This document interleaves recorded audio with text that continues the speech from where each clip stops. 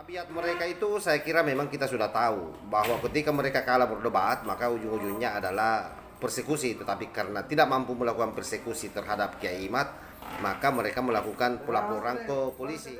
Jadi itu coba kalian tantang, misalnya kalian buat tantangan buat gerombolan si Bahar, pasti jawabannya ajak duel, ajak gelut, ajak perang, persekusi.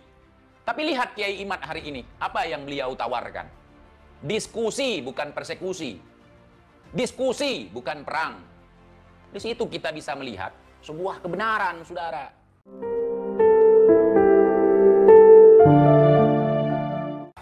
Yang waras tidak boleh mengalah terhadap mereka para pencuri agama yang menjadikan agama sebagai alat politik. Assalamualaikum warahmatullahi wabarakatuh. Om Swastiastu, Namo Buddhaya, salam kebajikan. Kembali bersama Tol Langit 9 dari Butapan Titalopi Kabupaten Bulukumba. Saya kira diskusi soal pernasaban ini semakin hari semakin panas saja. Ada banyak netizen maupun para YouTuber NKRI yang bersuara, dan salah satunya itu datang dari putra Aceh, yakni TIJ, yang memang sudah lama menaruh perhatian terhadap para habaib-habaib kucluk ini, terutama si Bahar. Kali ini dia bereaksi keras terhadap apa yang terjadi. Dianggapnya bahwa memang para congor-congor atau budak-budak Bahar ini tidak memiliki kemampuan dalam rangka membangun narasi yang kira-kira bisa apple to apple dengan apa yang menjadi temuan dari Kiai Imad terkait soal nasab.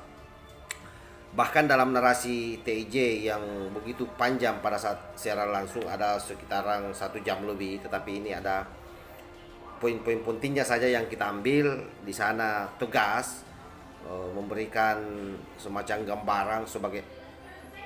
gambaran bagaimana tabiat orang-orang yang ada di belakang para oknum-oknum habaib kucluk ini. Coba kita simak secara bersama-sama. Di Ramadan kemarin kita dihebohkan oleh sebuah video, yakni ceramah Kiai Haji Imaduddin Usman Al-Bantani terkait masalah nasab habaib. Di sana Kiai Imad mengatakan bahwasanya nasab para habaib di Indonesia itu terputus, ya, terputus sampai di Ubaidillah. Kemudian beliau juga menyinggung bahwa beliau, kalau misalnya Habib ini walaupun terputus nasabnya ke Rasulullah, mereka mengajarkan ilmu, mereka mengajak kita untuk berbuat baik dengan cara yang benar, kita nggak akan mempermasalahkan. Tapi kalau ada oknum-oknum Habib yang kerjanya adu domba, caci maki, menghina, dan seterusnya, itu yang kita pertanyakan. Kan begitu maksud Kiai Imad. Nah, sekarang kita perhatikan siapa yang muncul. Siapa yang membantah Kiai Imad, itulah yang dimaksud oleh Kiai Imad. Orang-orang yang ngaku Habib, suka caci maki, suka hina, itu yang bangkit hari ini. Sedangkan yang lain santuy, tidak ribut. Paham ya? Oke, kita masuk ke perbedaan antara Kiai Imaduddin dengan si Bahar Semet. Si Bahar Semet ini tidak ada orang di Indonesia yang tidak kenal ya. Namanya juga orang sok terkenal. Ya. Oke, pertama Kiai Imad itu rambutnya hitam. Bahar Semit rambutnya kuning. Kiai Imad bibirnya seperti biasa standar laki-laki Indonesia. Bahar Semit bibirnya merah. Merahnya bibir Bahar Semit itu bukan karena editan atau segala macam, bukan. Itu pure, murni, asli menggunakan lipstick. Menggunakan lipstick. Contoh begini, dia podcast bersama Refli Harun dan juga pengacara dia, si Ajis. Ya. Di situ dia mengatakan kalau dia nggak pakai lipstick, cuman karena filter. Di situ ada 3 orang. Kenapa yang lain tidak merah bibirnya? Kenapa cuman dia yang merah bibirnya? Misalnya dia podcast bersama siapa itu? Bang Karni. Cuman dia yang merah bibirnya. Nah, di situ terlihat lipstick. Ya, jadi bukan filter. Nah, kita juga paham, walaupun kita gaptek, kita paham dengan filter yang mana yang memang make up ya. Ya. Tapi nggak masalah karena dia artis, kata voice note setelah penembakan.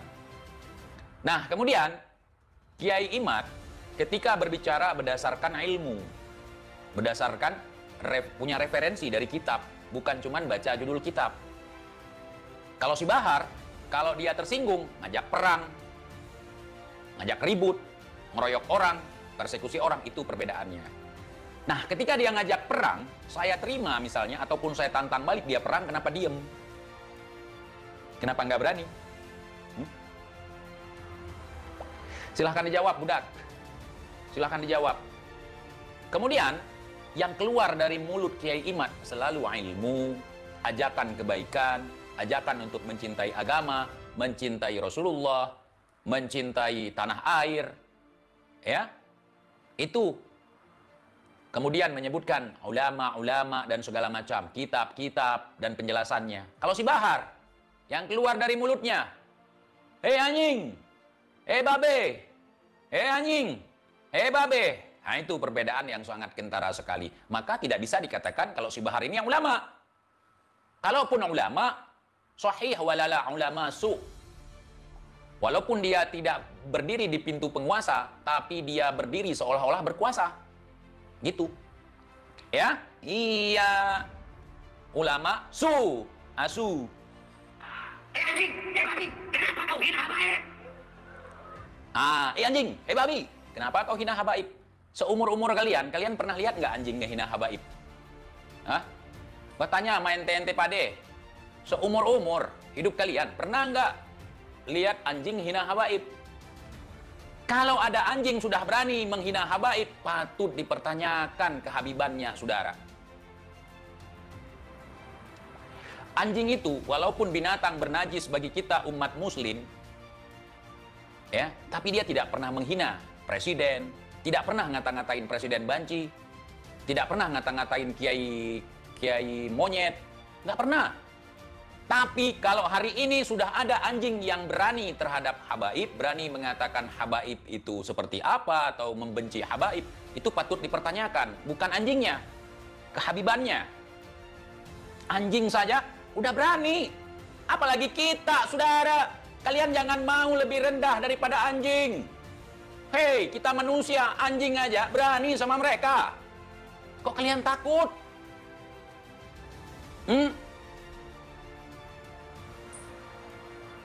Anjing, babi, kenapa kau hina habaib? Apa bahasa itu? Ini monyet lagi nanya sama anjing. Dia tahu bahasa anjing. Punya doa Nabi Sulaiman. Babi, kenapa kau hina ulama? Kenapa kau tangkap ulama? Apa bahasa itu? Kenapa kau tangkap ulama? Siapa ulama? Rizik? Bahar? Hei, yang ngaku ulama, kenapa kau melanggar hukum? Woi babi, kenapa tiap hari kerjaanmu hina-hina? Sebentar, telepon perlu.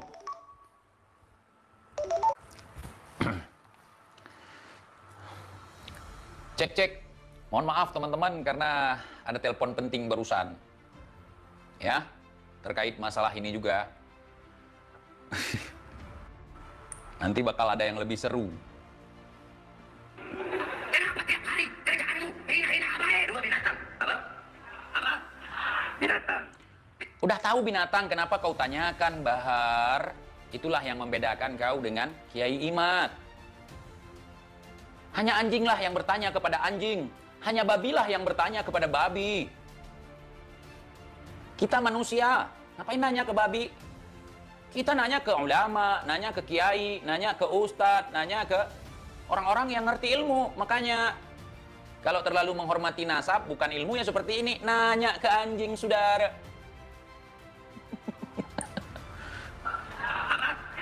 Binatang. Binatang sebaliknya. Kalau malaikat punya akal, nggak punya nafsu, berarti kalau binatang punya nafsu, nggak punya. Binatang dimintai pertanggungjawaban.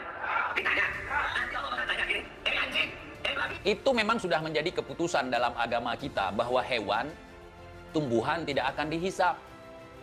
Nggak akan. Kenapa kau tanyakan lagi, Bahar? Kenapa kau tidak sholat? Itu nggak akan ditanya, Bahar, udah fix itu. Nggak perlu dibahas pun, udah fix itu. Nggak akan ditanya. Anjing, babi, kenapa kau nggak sholat? Enggak. Bahar, kenapa kau kayak anjing? Itu ditanya. Itu yang ditanya. Manusia. Kau dikasih 2 kaki, kenapa berjalan 4 kaki seperti anjing gitu? Itu ditanya. Ya? Iya. Kau dijadikan sebagai manusia yang punya akal dan pikiran. Kenapa kau rakus, Bahar, seperti babi gitu? Tai pun kau makan, kenapa? Bukankah itu perilaku babi gitu? Ya?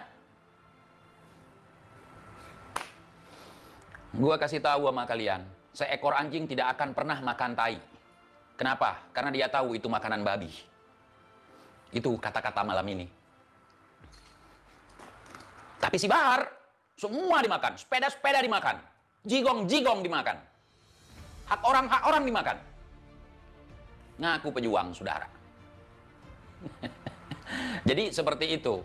Ya, coba kalian lihat. Kiai Imad membuat penelitian. Bukan menghina habaib. Bukan menghina Ba'alawi. Tapi mereka framing dengan sangat luar biasa. Ini merupakan propaganda, ini merupakan provokasi, ini adu domba, segala macam. Sementara, si Bahar, si Rizik, hina pemerintah, ngehina si Fulan, ngehina si Fulana, semua dihina sama mereka. Tapi kenapa nggak ada yang bantah? Kenapa? Kenapa di kalangan kalian nggak ada yang muncul? Kami sebagai orang awam, kami tahu yang mana ulama, yang mana bajingan, yang mana ulama, yang mana provokator. Iya.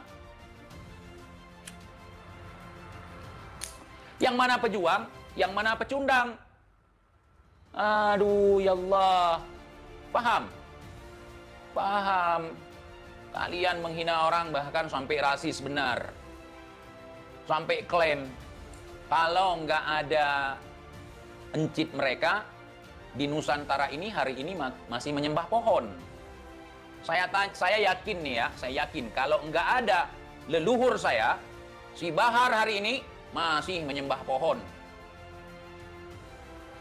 Ya, masih makan ular piton. Ya, masih makan anjing presto. Anjing yang dikuliti, yang dilontokkan bulunya pakai tos. Ya.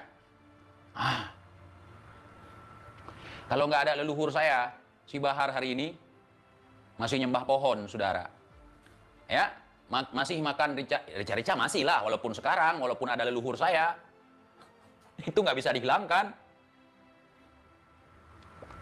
Ya, rica-rica masih dia makan. Jangan kalian bilang dia nggak makan rica-rica. Nah, kalau saya lihat kedatangan, kalaupun misalnya si Bahar ini dari kalangan Ba'alawi sebenarnya, bukan Rohingya. Ya, karena saya curiga dia bukan Yaman, tapi Myanmar. Rohingya. Rohingya yang menikahi ibunya, yang orang Indonesia. Ya, iya. Saya yakin seperti itu. Dan saya sangat yakin kalau nggak ada leluhur saya, dia hari ini nyembah pohon. Bahkan leluhur saya ada menyebarkan syariat ke seluruh Nusantara. Orang kampung dia masih makan itu juga, masih ada yang nyembah pohon juga. Dan kita nggak perlu mengatakan ini. Biarlah orang mengimani apa yang dia imani. Karena hidayah itu bukan di tangan kita. Ya, hidayah itu di tangan Allah. Biarlah Allah yang mengurus hidayah. Hak Allah sepenuhnya. Nah, kewajiban sebagai dai apa? Menyampaikan. Menyampaikan kepada umat ilmu, bukan halu. Bukan halu. Ini banyak nih pengikut-pengikut si Bahar membela si Bahar dalam adegan dobol.